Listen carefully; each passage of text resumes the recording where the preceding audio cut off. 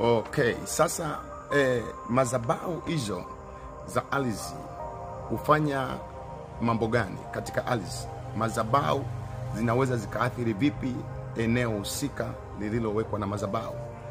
Sasa nitazungumza kadhalika madhabahu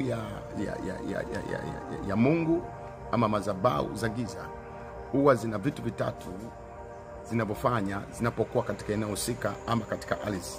Jambo la kwanza, madhabahu inapokaa katika ardhi inamiliki eneo la mahali pale ama mazingira ya mahali pale. Madhabahu ikikaa kwenye ardhi ya lile eneo humiliki ardhi ya eneo lile.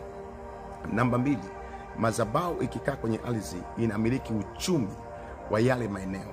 Namba 3, madhabahu ikikaa katika ardhi inamiliki watu wa mazingira yale. Ninaweza nikakwambia na wewe ukawa mchunguzaji kidogo, angalia maeneo ambayo madhabahu za giza zimekaa vijijini ama kwenye mitaa fulani fulani. Angalia maisha ya watu yalivyo, angalia uchumi wa watu ulivyo, angalia ardhi ilivyo.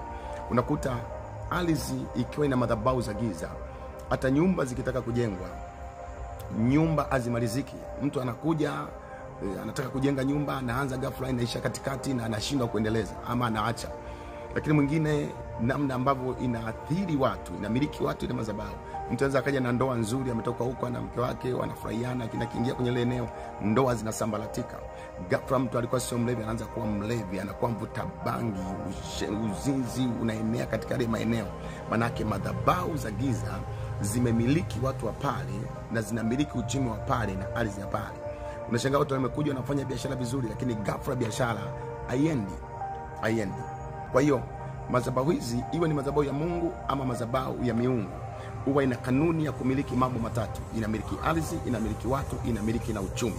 Leo nakutangazia katika jina la Yesu, mahala popote huko, mahala popote umeweka biashara, kama kuna madhabahu za giza, kama kuna madhabahu za kuzimu zinazotenda kazi kinyume na maisha yako, ninatangaza leo kwa mamlaka ya jina la Yesu, hizo madhabahu zikavunjike katika jina la Yesu Kristo Nazareti aliye hai. Mungu wa mbinguni akusimamie na kupiganie katika maisha yako, akupiganie na kutoa katika hizo nguvu za madhabahu zilizokamata ndoa yako, zilizokamata uchumi wako, zilizokamata afya yako. Leo Mungu akutetee katika damu ya Yesu Kristo Nazareti aliye hai. Ukombozi wa Mungu na ukujirie. Madhabahu za giza zilizosimama kufunga familia, kufunga biashara, kufunga uzao, kufunga ardhi isizae, kwa mamlaka ya jina la Yesu ninatangaza hiyo madhabahu ikaachilie katika jina la Yesu Kristo. Amen. Mungu akubariki sana. Tutaonana tena.